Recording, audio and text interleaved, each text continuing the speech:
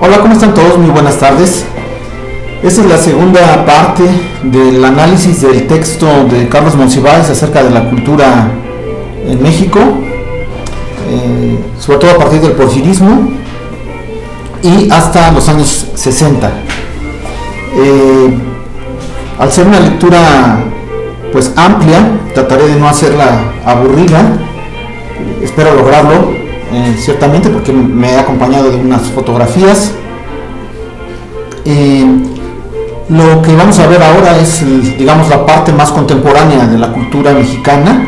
En la primera sesión lo dejamos hasta el 1950 y ahora retomaremos algunos apuntes que hace el cronista Monsiváis acerca de varios elementos que fueron configurando la cultura mexicana y la búsqueda de esa identidad nacional que ha sido una constante en la vida de nuestro país.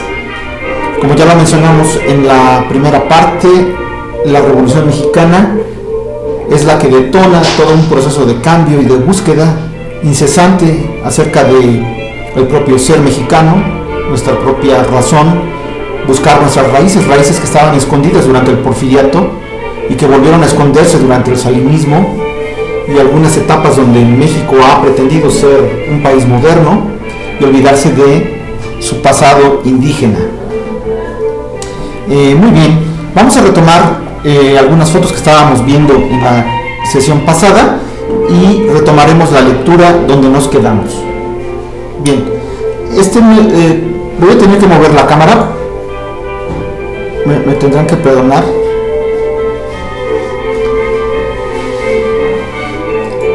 Porque mi método es un poco anticuado, dado que no está funcionando mi Hangout como yo quisiera. Bueno, vamos a moverla y voy a tomar directamente la pantalla para ver algunas obras. Bueno, esta que estamos viendo, ya hemos comentado sobre la importancia de Siqueiros, primero como luchador social, como comunista en activo, que perpetró un ataque contra Trotsky. Y una de las cuestiones más importantes, esta es una obra que está en Ciudad Universitaria, de la Universidad al Pueblo y del pueblo a la universidad, más bien del pueblo a la universidad y la universidad al pueblo, que es una obra monumental que desarrolló David Alfaro Siqueiros, que una de las características principales de él es que fue un innovador de la forma, de las estructuras y de los materiales. Es un muralismo moderno, a diferencia de sus otros contemporáneos, que hace sobresaltar elementos, pues en este caso en tercera dimensión, o con texturas que vamos a ver posteriormente. Digamos, aquí es la razón de ser de la universidad y el compromiso político de los estudiantes universitarios de la Universidad Nacional Autónoma de México. Bien. Me seguiré poniendo algunas obras. Por ejemplo, esta obra que estamos viendo está en el Palacio de Bellas Artes y se llama El Triunfo de la Democracia, que es una obra de un gran valor pictórico que refleja las luchas del pueblo mexicano por liberarse. La democracia será entonces la forma en la cual la sociedad mexicana triunfará después del episodio revolucionario. Aquí podemos ver, igual habíamos referido cómo se transmitía o figuraba Diego Rivera al español conquistador, lo pintaba siempre en esos colores plomizos, y aquí se ve derrotado el español por nuestra raza mexicana, de la cual se hace una interpretación magnífica de nuestra raza, ¿no? Muy bien. En esta siguiente obra, pues es un autorretrato de David Alfaro Siqueiros. Ese es el autorretrato imponente, en el cual pues hay una perspectiva que a él le gustaba manejar, y sobre todo con la experimentación de las texturas en el cuadro. Podríamos mencionar, como lo dice Monsiváis, que David Alfaro Siqueiros es el precursor del arte moderno mexicano, que luego se movió de las paredes al caballete. Es uno de los grandes expositores del arte mexicano, sin lugar a dudas, un comunista poseído por su ideología. Ya les comenté que intentó matar a León Trotsky en Coyoacán y estuvo muchas veces preso en Lecumberri por manifestarse de manera violenta, como lo hizo en aquella ocasión. Y finalmente, aquí vemos El hombre en llamas, en el Hospicio Cabañas, en Guadalajara, que es una composición de las más reconocidas y admiradas de José Clemente Orozco, un pintor que, a diferencia de sus principales contemporáneos, Siqueiros y Rivera, a pesar de ser de una corriente política de izquierda, él se dedicaba a pintar y hacerlo de manera monumental, como lo vemos en esta manifestación pictórica en el Hospicio Cabañas. Muy bien. Con esto terminamos la primera parte de nuestra exposición. Voy a tratar de que no se... Bien. Perfecto. Ahora veremos el realismo social y algunas de los apuntes que hace Carlos Monsiváis sobre la cultura popular en México. Lo primero que nosotros tenemos que ver es que es precisamente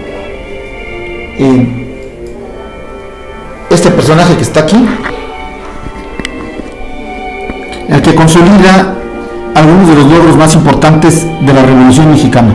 No el cachetón que se ve con los brazos cruzados, que es un caballero de Colón, Ávila Camacho, posteriormente presidente de México, sino esta figura revolucionaria, comprometida, que expropió el petróleo para beneficio de los mexicanos y que hizo la reforma agraria, entre otras de sus logros, y amplió la educación socialista, la educación en México.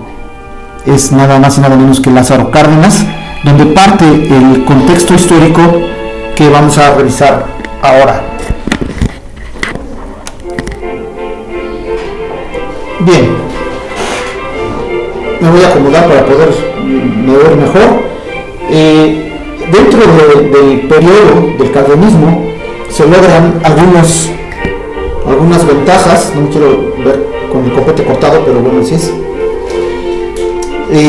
Se crea la Liga de Escritores y Artistas Revolucionarios, el famoso LEAR, en el que participan personajes muy importantes como Juan de la Cabada, el mismo Siqueiros, Pablo O'Higgins, Leopoldo Méndez, que fundan primero la lucha intelectual proletaria, el LIP, y posteriormente el LEAR, la Liga de Escritores y Artistas Revolucionarios. Ellos lo que pretenden es, con base en sus conocimientos políticos, en su perspectiva política marxista, pues transmitir una forma de pensar al pueblo, una forma a través del arte de incorporarlo a esta idea de la lucha de clases, la cultura proletaria, que debe ser, desde el punto de vista de estos artistas, la cultura de la Revolución Mexicana.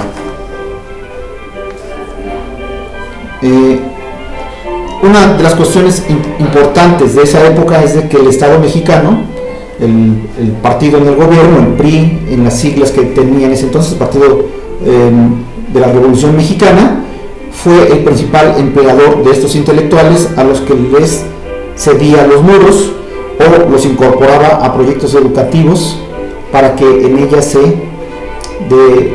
se desarrollaran de manera profesional e impactaran en el pueblo. Otros de los actores o artistas más bien que participaron en el EAR está Luis Cardoso de Aragón, Abreu Gómez, Jesús y Julio Bracho, Emilio Gómez Muriel y algunos emigrados cubanos que en ese entonces estaban en el país, como Juan Marinelo y el poeta Nicolás Guillén. Dentro de las razones que fortalecieron al grupo cultural que participaba durante el cardenismo están no solamente, ya lo mencionamos, la reforma agraria y la expropiación petrolera, sino también las luchas en España, la guerra civil española, en donde pues se tomó parte a favor de la República y en contra del golpista Francisco Franco. Muchos intelectuales mexicanos se trasladaron a España, inclusive a pelear a favor del ejército republicano, incluyendo a Octavio Paz y a Siqueiros, entre otros personajes. Muy bien, la universidad también tiene logros, porque se abre en aquel entonces. En 1933 se dice que el primer congreso de universitarios mexicanos con Lombardo, Toledano, pues llegan a el acuerdo de que se imparta el marxismo, más bien el materialismo histórico, dentro de los planes de estudio.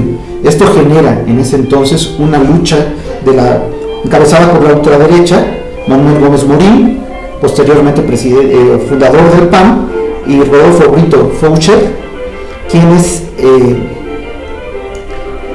se movilizan en contra primero del director de la Escuela Nacional Preparatoria, de la Escuela Preparatoria Lombardo Toledano, y después hacen renunciar al rector de la universidad, en aquel entonces Roberto Medellín Lombardo, se instaura a Gómez Morín como rector interino de la universidad. Esto se le conoce como la primera expulsión marxista en la UNAM. En realidad, pues a partir de ahí, y retomaremos posteriormente algunos de los incidentes en la universidad.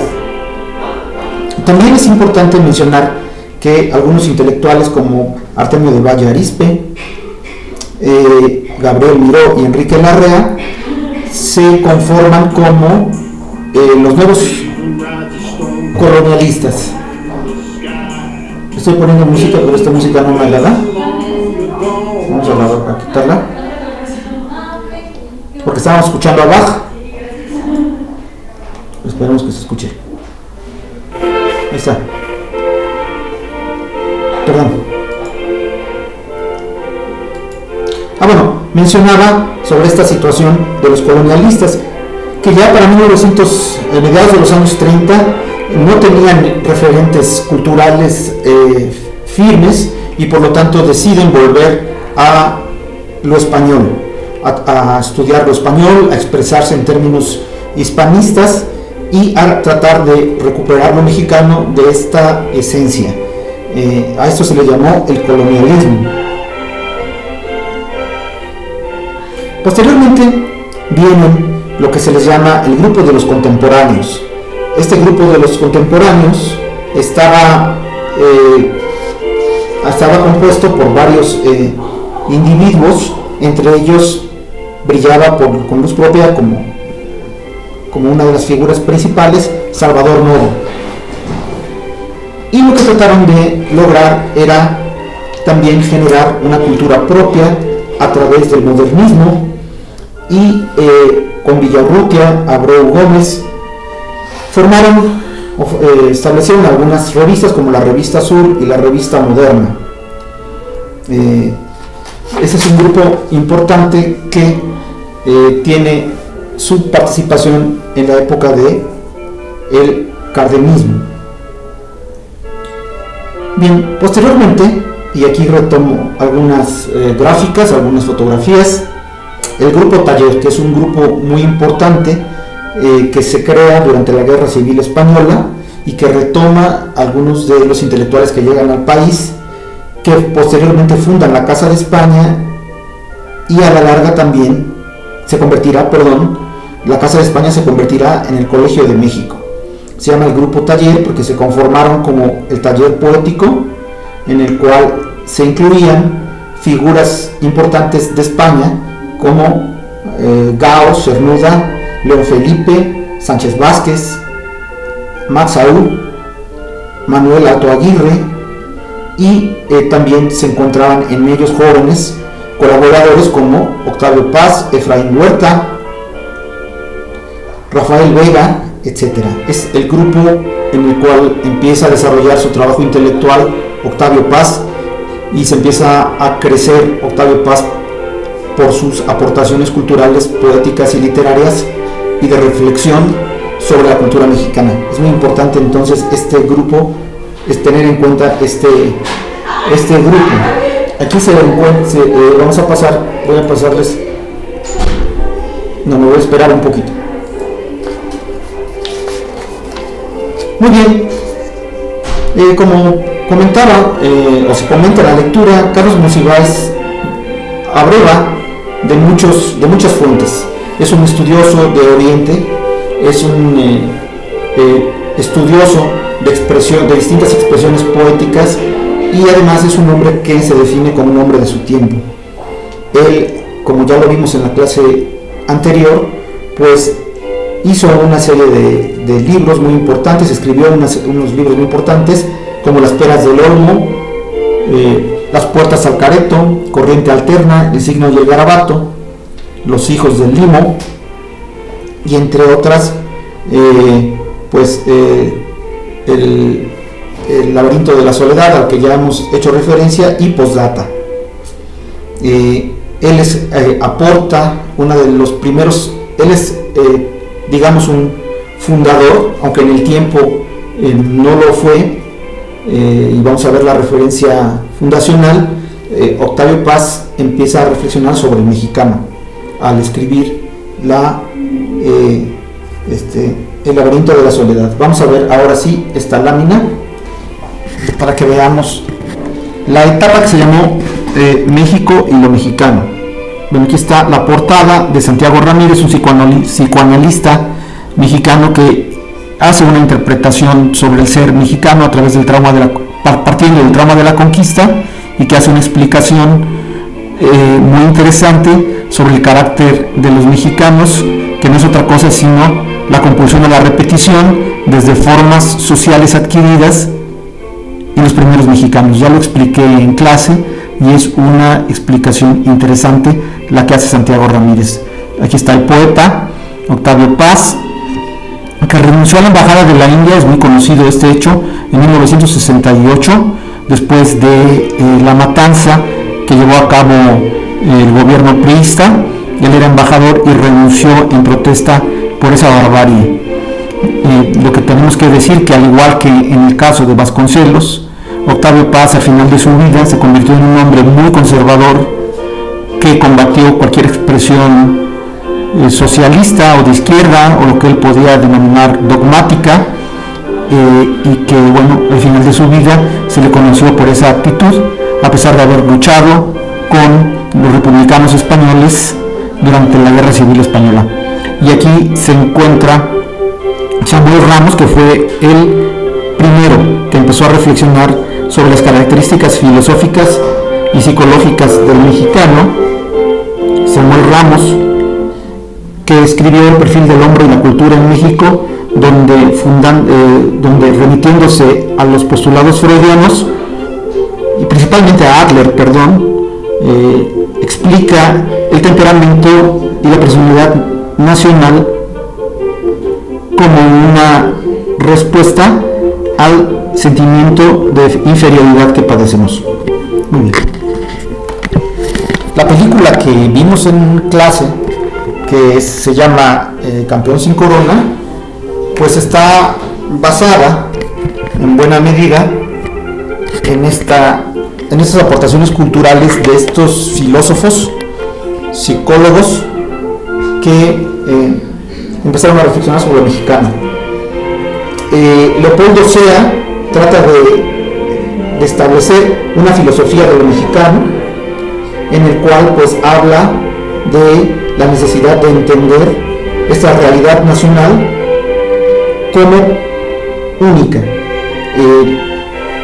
Finalmente, lo que establece Carlos Monsiváis en esta lectura es de que tanto la filosofía del mexicano como la psicología del mexicano pues logran muy pocos aportes o hacen reflexiones que bien pueden resultar interesantes, pero que tienen poco impacto en la comprensión de algo tan complejo como el carácter nacional, o algo que se le puede denominar el carácter nacional. Bien, seguimos con esta revisión que hace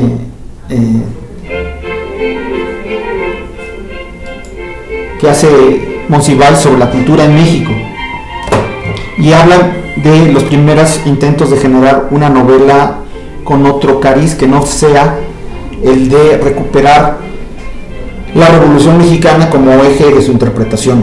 Ya observamos o discutimos en la clase pasada que la novela revolucionaria tenía como función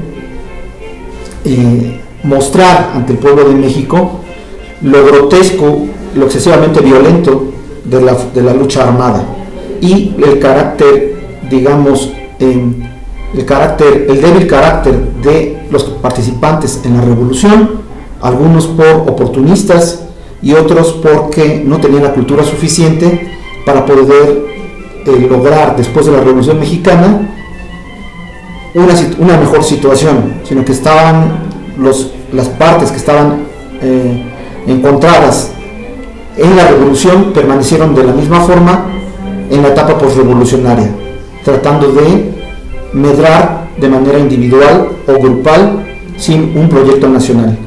Esa es, la manera como la novela de la Revolución, con Martín Luis Guzmán, principalmente Azuela, pues trataron toda la historia literaria, orientándola de esta manera, ¿no? A diferencia de la pintura mural, que lo que trataba de hacer era elogiar a la Revolución Mexicana.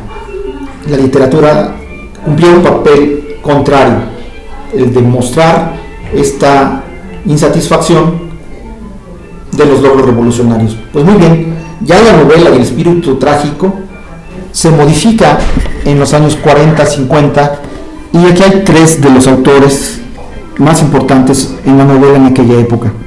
Ese señor que está aquí, Jorge Ibargüengoitia, que fue un escritor que abordó temas revolucionarios, por ejemplo los relámpagos de agosto, que es mencionado en el texto, pero lo hace de una manera divertida, bromeando, a pesar del drama en el cual estaban inmersos las fuerzas revolucionarias, pero tomándolo de una manera menos formal, como ocurrió después en la película de Las Fuerzas Vivas, un poco tomando ese drama como fuente de sarcasmo. Agustín Yáñez, que escribió Al filo del agua, y que refiere Carlos Monsiváis, que es un purista del lenguaje y que lo que trataba de hacer era relatar las formas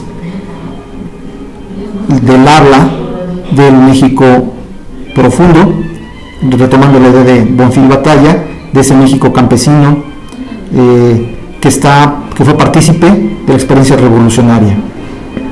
Y aquí no se observa muy bien, pero este señor con barbas de chivo es nada más y nada menos que José Revueltas en Lecumberri, haciendo la señal de la victoria, y hace una referencia muy interesante a José Revueltas, ya que menciona que es principalmente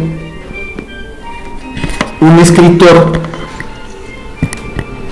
que se fundamenta en Dostoyevsky, que es un admirador de Dostoyevsky y que transmite de esa manera cruda, como lo hace el escritor ruso, la realidad. Digamos que lo que menciona Monsiváis en este apartado es el hecho de que es la circunstancia, la situación de los protagonistas de las novelas de estos autores los que son el principal elemento novelístico. En el caso de Revueltas es la tragedia, la situación que vive el proletariado, en el cual los participantes de las novelas pues están encerrados en un ámbito, en un ambiente que no los deja trascenderlo, ¿no? En ese sentido pues son En el caso de Revueltas particularmente, es una novela pesimista donde el drama humano no se puede, o sea, se manifiesta tal cual porque es el contexto el que lo determina y no la acción de la gente, así sean revolucionarios. Digamos que el contexto es el que determina la situación de los protagonistas. La sociedad es entonces el personaje que al renunciar a su proyecto mitológico exige verse detallado y concentrado en la novela de costumbres. Finalmente son novelistas costumbristas que se enfocan principalmente a analizar la sociedad. Aquí es donde se habla de la prosa que utilizan estos autores, revolucionaria o más bien innovadora en el caso de Ibargüengoitia, tradicional en el caso de Yáñez, y en el caso de Revueltas, pues es un narrador que describe mucho los estados psicológicos de sus personajes. Muy bien. Bueno, vamos a seguir con la generación del 50.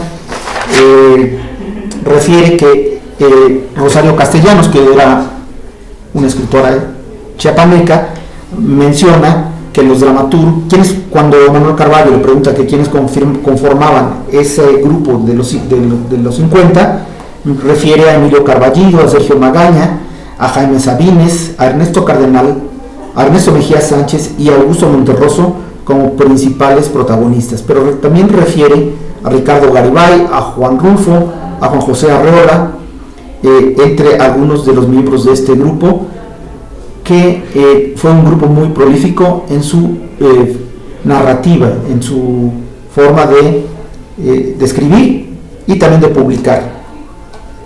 Bien, vamos a ver algunos de los principales protagonistas de ese movimiento literario. Y bueno, aquí está Juan Rulfo, que escribió 2 novelas, Pedro Páramo y El llano en llamas, y que ya hicimos referencia a él en la sesión pasada. El monumental poeta Jaime Sabines, Augusto Monterroso, que si no mal recuerdo era guatemalteco, y el poeta de Ciudad Guzmán, el escritor de Ciudad Guzmán, Juan José Arreola. Bueno, estos 4 personajes son reconocidos en la vida cultural de México. Podríamos decir que junto con el grupo Taller, donde empieza a escribir y a hacer presencia intelectual Octavio Paz, este grupo de los 50, uno de los grupos más reconocidos en el ámbito intelectual en México. Bien.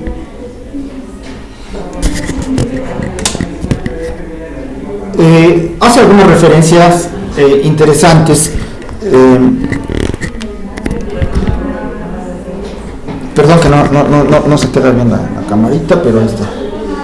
Hace algunas referencias muy importantes sobre estos autores, principalmente Rulfo, Arreola y Monterroso. De Rulfo refiere la economía en su manera de escribir, muy directo, muy concreto, retoma el habla parca del México provinciano, y principalmente de Arreola, pues refiere también la forma de escritura, que es una forma muy directa y que está basada también en Rulfo.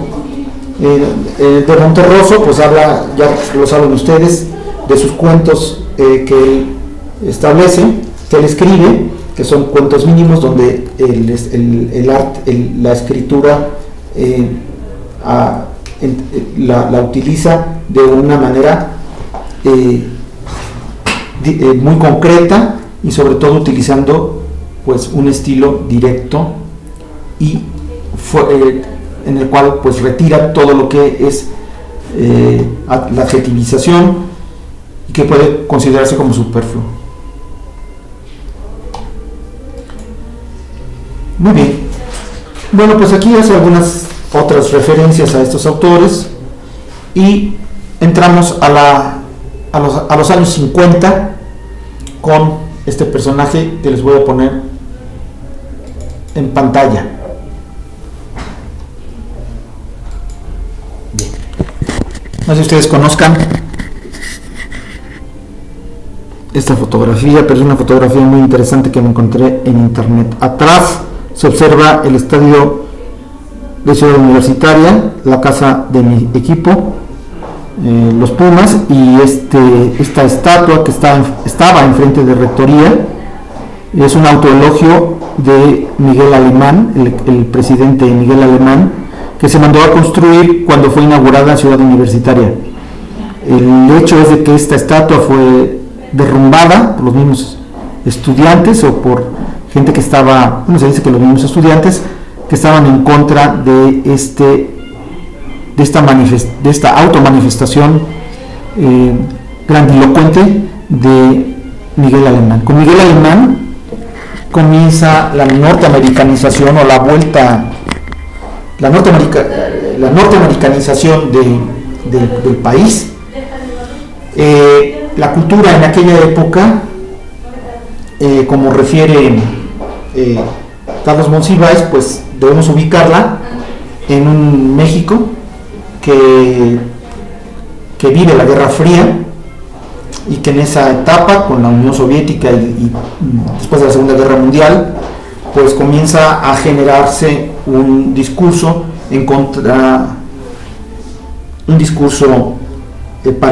paranoide en contra de los comunistas. Sin embargo,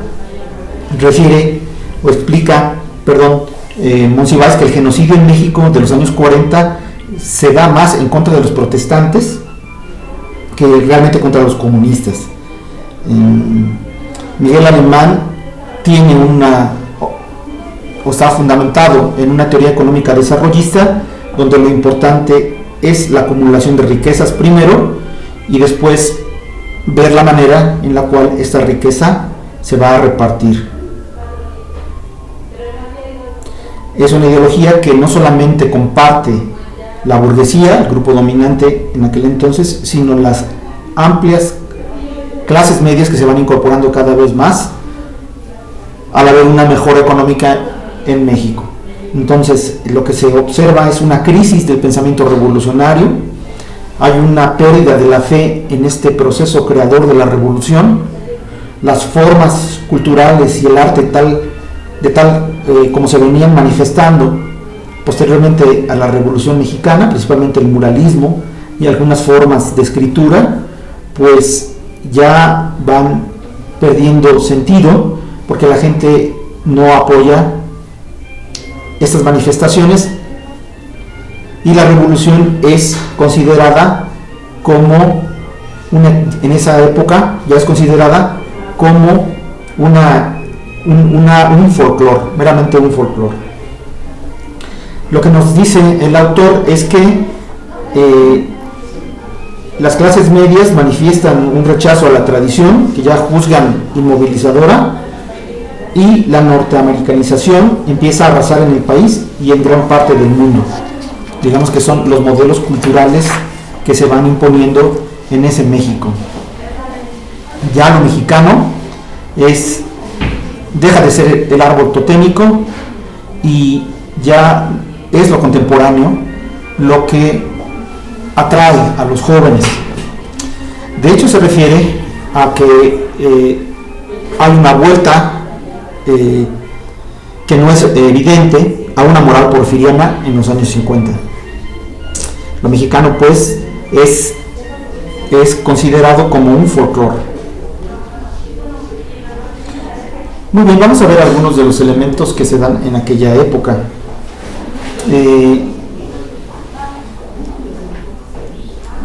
Aquí, en esta siguiente lámina que les estoy poniendo aquí,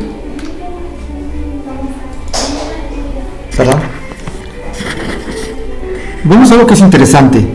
En los años 50 se crea la librería Porrúa, que comienza a tener una gran empieza a desarrollar una gran labor en la difusión de la cultura universal y también de las letras mexicanas. Se crea el Fondo de Cultura Económica, que es una editorial que desde entonces imprescindible para el desarrollo de la cultura en México y de la difusión de la ciencia. La revista Siempre se menciona que empieza o establece la cultura en México, que es un suplemento de las revistas. Siempre, como recordarán, sus directores era José Pajés Yergo, y en ella escriben Fernando Benítez, Pablo González Casanova, Jaime García Terrés, Gastón García Cantú, personajes que posteriormente tuvieron una participación importante en la vida universitaria y en la vida cultural y política como intelectuales en el país. El periódico Novedades también es donde surge, antes de la cultura en México, la revista México en la Cultura, que es donde se forja, que es como suplemento cultural con los personajes a los que acabo de mencionar. Bueno, esta lámina es interesante porque nos habla de que, por un lado, pues se crean una editorial del Estado que da cabida a pensamientos críticos, y por otro, diferentes instancias privadas, la librería Porrúa y las otras dos revistas, una revista y un periódico, empiezan a desarrollar un sentido crítico contra de lo que está ocurriendo en la vida en México.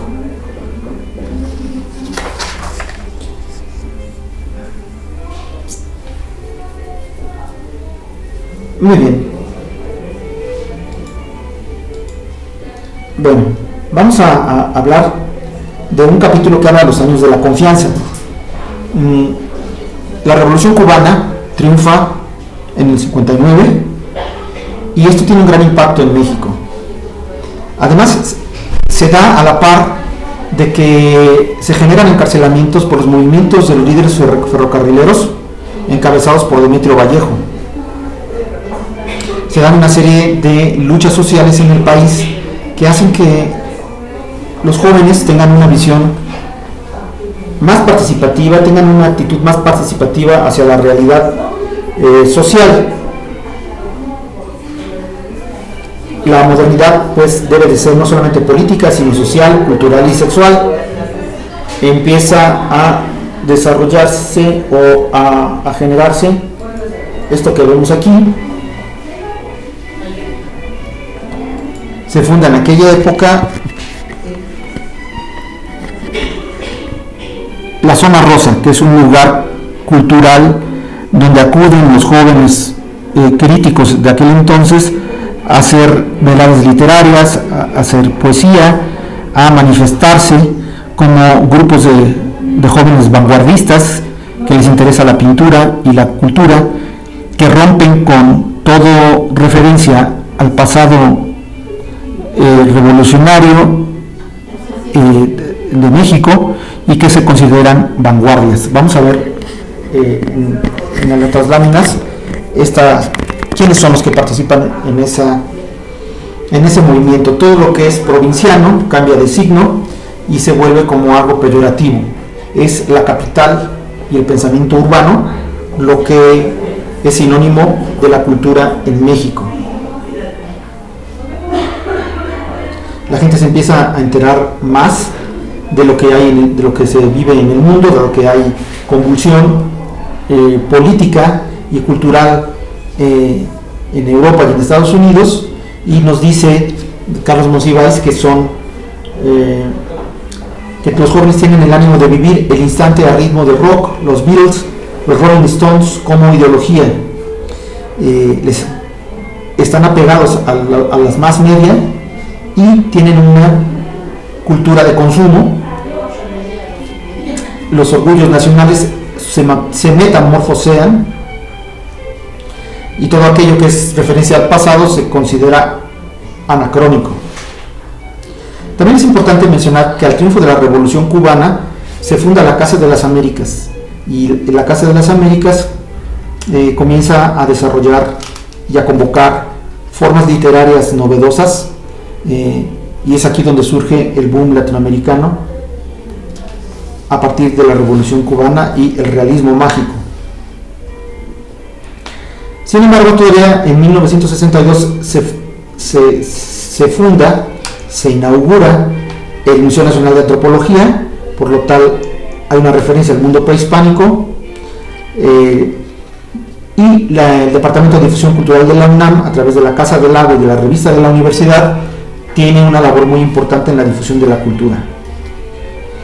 Hay personajes como Alejandro Jodorowsky, que en 1965 realiza happenings, eventos culturales, y estos son los participantes en aquel entonces. El contexto en el que surge a finales de los 50 es el siguiente: hay una represión del movimiento normalista en 68, represión del movimiento ferrocarrilero en el 59, prisión de Siqueiros y de Filomeno Mata en 1960, la invasión de Bahía de Cochinos en Cuba en el 61, se asesina a Rubén Jaramillo y a su familia en 1962, se crea el Movimiento de Liberación Nacional en aquella época a favor de la Revolución Cubana, en contra de la guerra de Vietnam, y hay un movimiento reprimido de los médicos en el 65, la invasión de la Universidad de Morelia en el 66, matanza de copreros en Acapulco en el 67 y la invasión de la Universidad de Sonora en 1967. Estamos llegando a 1968 con un país que por una parte se pretende moderno, que tiene aspiraciones norteamericanas en las clases medias. Sin embargo, hay grupos que son críticos a esta realidad y que se movilizan y que hacen política.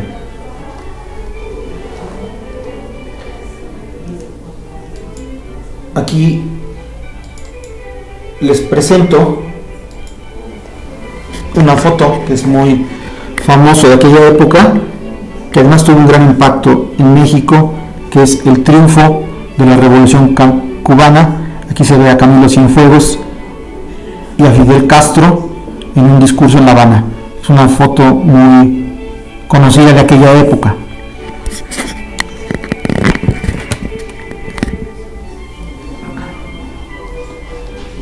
Bien.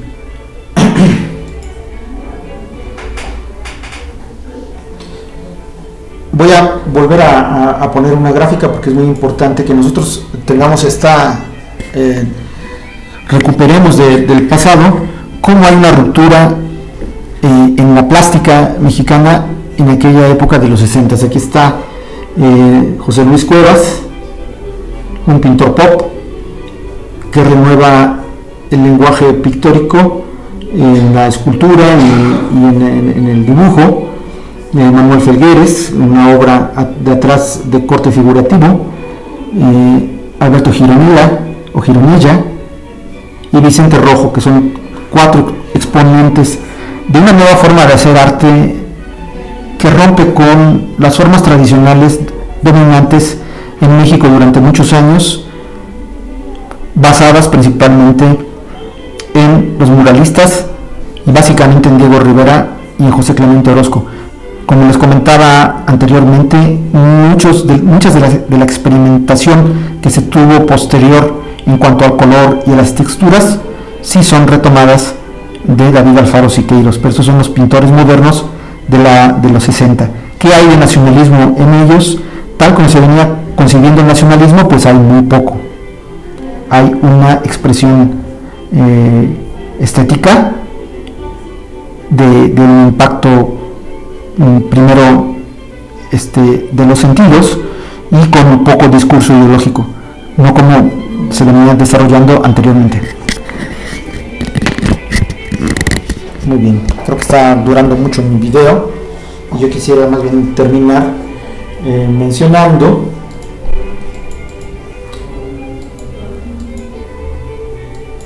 bien, vamos a ir mencionando algunos autores importantes. Se menciona en la lectura que es Carlos Fuentes el primero que hace una mezcolanza en su libro La región más transparente, un excelente libro, donde participan pues todos los grupos sociales de la época, burgueses, proletarios, empresarios y una serie en realidad en La región más transparente, el protagonista de la Ciudad de México, una Ciudad de México que está rompiendo con el pasado y que muchos de sus protagonistas pues participan en esta historia de modernidad que Carlos Fuentes inaugura. De acuerdo con Carlos Monsiváis, Carlos Fuentes es el primer escritor que rompe con la tradición literaria de la literatura revolucionaria.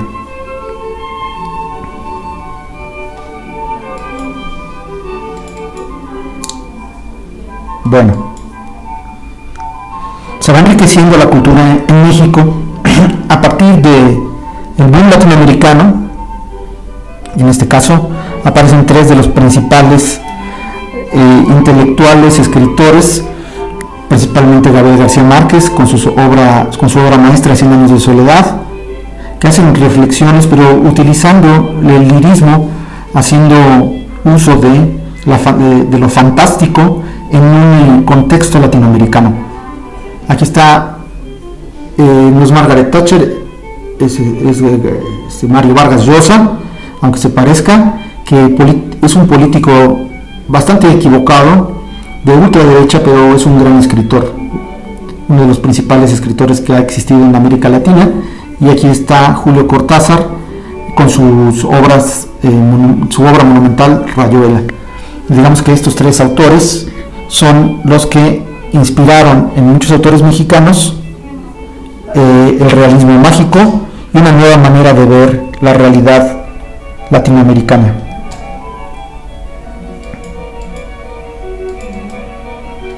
Bien, esto aterriza en uno de los episodios más interesantes para mí de la literatura mexicana. Al parecer Carlos Monsiváis lo toma como anecdótico. Es la literatura de la onda, que fue fundada por Parménides García Saldaña, por José Agustín Ramírez, oriundo de Acapulco y un héroe literario para un servidor, y Gustavo Sáenz. Lo que hacen estos tres escritores principales de la literatura de la onda es recuperar del habla de la clase media citadina una manera de expresarse y de encontrar en ella una belleza estética. Las historias son historias muy complejas de la vida cotidiana de los jóvenes, que no dejan de ser dramáticas, y que su principal aportación es primero desacralizar la literatura, que venía por revolucionaria, e inclusive con la herencia de Carlos Fuentes, la hacen ligera, la hacen un vehículo de transmisión ideológico y sobre todo divertido, y transmitiendo a través de su escritura historias comunes a los jóvenes principalmente. Carlos Monsiváis menciona que son innovadores de un lenguaje, pero también refiere que es un lenguaje de los medios, de las más media, de la televisión principalmente.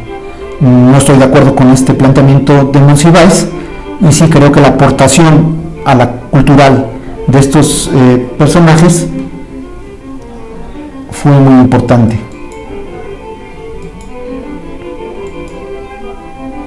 Bien, aquí estamos viendo el 68 y cómo el 68 implica la ruptura del PRI en esta versión autoritaria. Esta gran alianza por el poder, por los sectores que se confabularon para poder mantenerlo, digamos que se resquebraja en cierta forma, aunque como ustedes lo saben, todos lo sabemos, pues sigue manteniendo el poder, pero se tuvieron que establecer una nueva situación política en la cual las oposiciones se les dio la oportunidad, porque no les quedaba de otra, de manifestarse. La lucha por la democracia en México, que se establece en Tlatelolco, o con la lucha estudiantil por las libertades democráticas, continúa hasta ahora, ya ha tenido logros importantes, y el impacto en la cultura fue muy alto, según consigna mi vecino Carlos Monsiváis. Después hace una referencia, hace un brinco, regresa otra vez al cine y nos habla de el cine revolucionario. Es un capítulo dedicado al cine que vuelve atrás en el tiempo, pero aquí está el compadre Mendoza, vámonos con Pancho Villa, como las principales manifestaciones de este cine revolucionario, en el cual lo que trata de hacer el cine es idealizar la revolución y establecer una serie de valores como la lealtad, etc. Y está Joaquín Pardavé, que hizo varias películas porfiristas, donde se considera al porfirismo como un edén, pero donde no se hace ninguna defensa del porfirismo desde un modelo económico-político, sino más bien como una moral. Y bueno, esas películas que son horribles, pero que tienen la característica de que participa este genial actor, pues son propias de la defensa que se dio posteriormente en los medios, en el cine, del porfiriato. Después aparece el Indio Fernández, que aquí pues está María Candelaria, donde a través de la fotografía de Gabriel Figueroa también hace del pasado indígena, o de lo que se supone que es el pasado indígena. Es muy cuestionable con Dolores del Río y Pedro Armendáriz actuando como indígenas, pero bueno, puede servir para instalarlo en el imaginario como el Edén perdido en Xochimilco.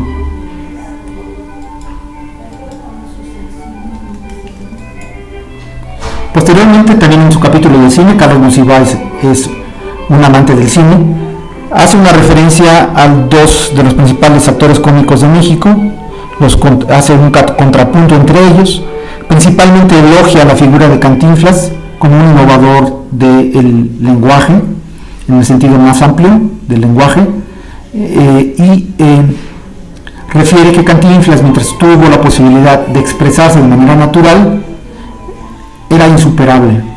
De Tintán hace una referencia de que representa pues el pocho, aquel que está tratando de manifestarse desde lo mexicano desde lo norteamericano, con este híbrido cultural, y que tiene una gran cualidad como actor.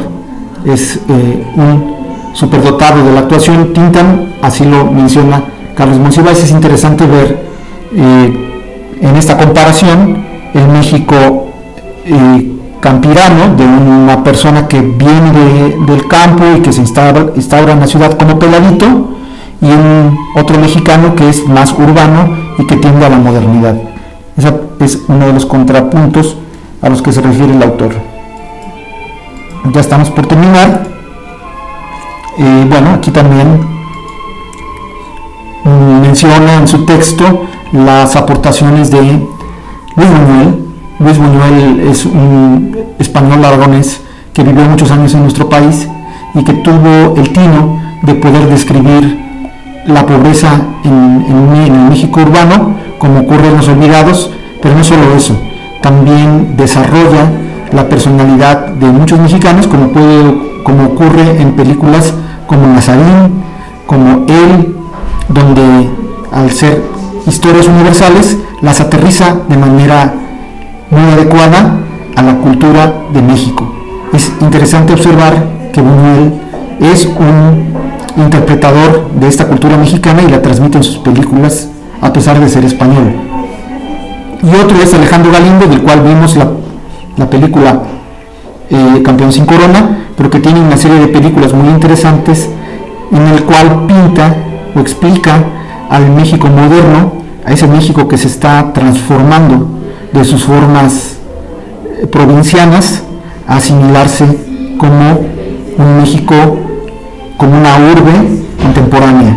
Una familia de tantas lo expresa de manera magistral al confrontar el porfirismo del padre con los deseos de modernidad de los hijos.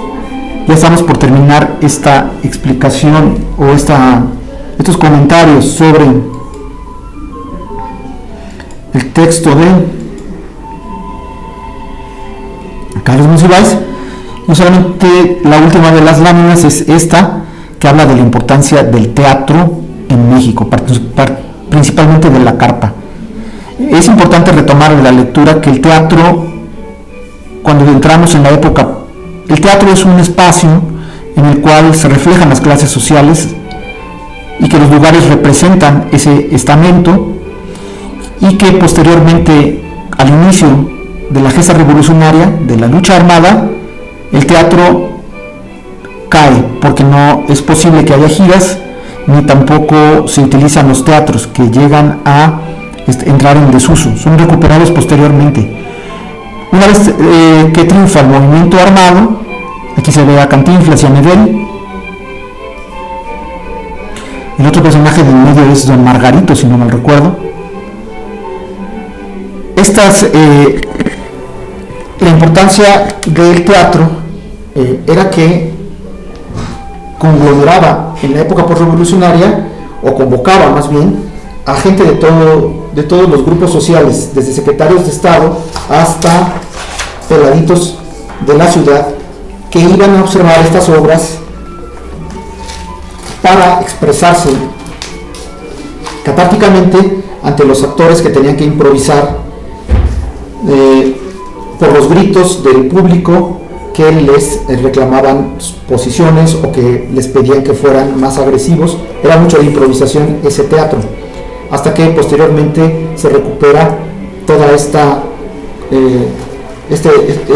cultura del teatro en México, que también es explicada en el texto de Monsiváis. Muy bien, esta es el video. Muchas gracias.